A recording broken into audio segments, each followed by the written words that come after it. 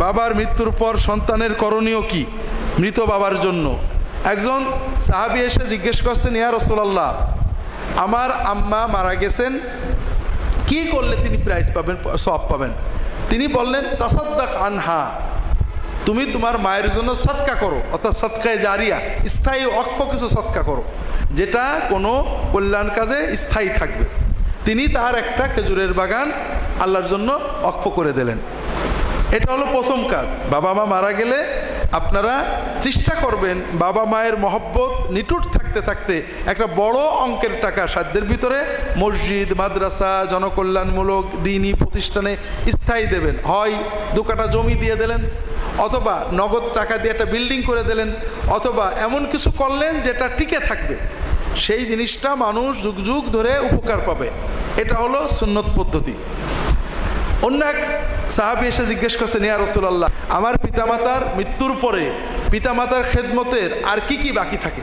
তিনি বললেন, তোমার পিতামাতার মৃত্যুর পরে তাদের খেদমতের 4টে জিনিস বাকি থাকলো। 1 নম্বর, তাদের জন্য দোয়া করবে যে আল্লাহ তার মর্যাদা বাড়াও, রাব্বির হামমা কামা রাব্বাল্লাহ রাব্বিগফিরলি ওয়া লিওয়ালিদাইয়া, পিতামাতার জন্য দোয়া চাবে, তাদের মর্যাদা বৃদ্ধির জন্য দোয়া চাবে, সালাত, রহমত চাইবে, আল্লাহ আমার পিতামাতাকে রহমত করেন। ওয়াল ইস্তিগফারুল্লাহ, তাদের জন্য ক্ষমা চাইবে, আল্লাহ আমার পিতামাতার ক্ষমা করে দেন। আমরা বাংলাদেশের মানুষ এখনও হুজুর নির্ভর হয়ে গেছি, অনুষ্ঠান নির্ভর হয়ে গেছি। মনে করি যে আমি ঘরে বসে বলবো আল্লাহ আমার আব্বা আমার রহমত করেন, মাফ করে দেন, এতে কি কিছু হয়?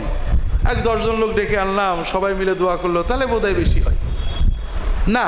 10 জন লোক আপনি যদি একরাম করে খাওয়ান, এটা অন্য সওয়াব, কিন্তু আপনার বাপের জন্য 10 জন ডেকে আনলে তারা আপনার মতো মহব্বত নিয়ে দোয়া করবে, এ কোথায় পেয়েছেন? আপনি বাপের জন্য যখন হাত তুলবেন এমনি চোখে পানি এসে যাবে, আর আমি আপনার বাপের জন্য চোখে পানিতে দোয়া করবো, এই কল্পনা কোথা থেকে পেলেন? দোয়া করবেন, আল্লাহ আমার আব্বাকে রহমত করেন, আল্লাহ আমার আব্বাকে মাফ করেন। এই যে একটা বাক্য বললেন, এই বাক্যটা কবুল হলেই আপনার আব্বার আমলনামায় সওয়াব লেখা হবে, আর এর সাথে কিচ্ছু লাগবে না। ওয়া ইকরামু সাদিকিহিমা, আব্বা বা আম্মার যারা প্রিয়জন ছিলেন, বন্ধু বা বান্ধবী, যাদের দেখলে আব্বা আম্মা স্পেশাল খুশি হতেন, গল্প করতেন, হাসতেন, এদেরকে সম্মান করতে হবে। বাবা মার মাধ্যমে যে রক্ত সম্পর্ক, ভাই, মামা, চাচা, এদের সাথে সুসম্পর্ক বজায় রাখতে হবে।